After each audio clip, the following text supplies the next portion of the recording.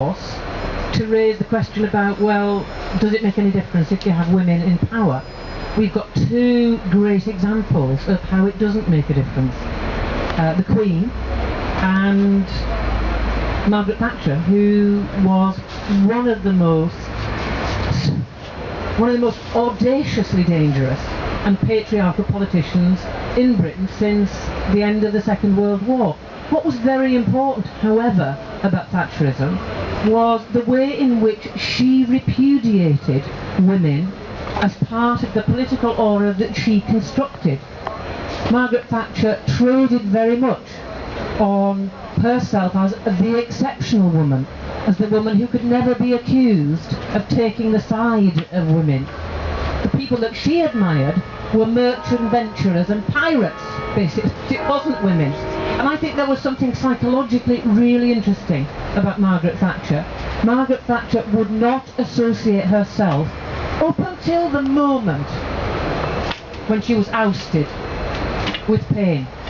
She never associated herself with her depressed, downtrodden mother. You never heard about her. She went on and on and on about this heroic father, this Tory alderman of a father that she had. But this silenced mother, quite rightly, she didn't want to be like.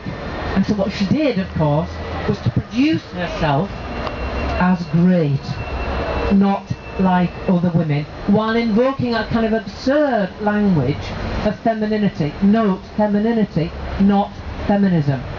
And it was that language of, we women, we know how to run an economy. Me in my handbag. In my handbag is the secret of a budget. It was ridiculous, of course.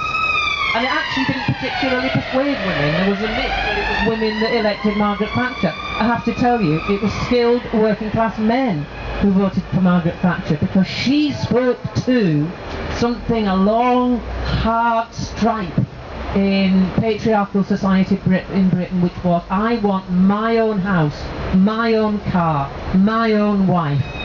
Not interested in the language of equality. That was one of the great, terrible, tragic flaws about labour movement politics in Britain, but that's the whole of the story. And there we have the Queen, who, I have to say, I was much criticised once for writing that the Queen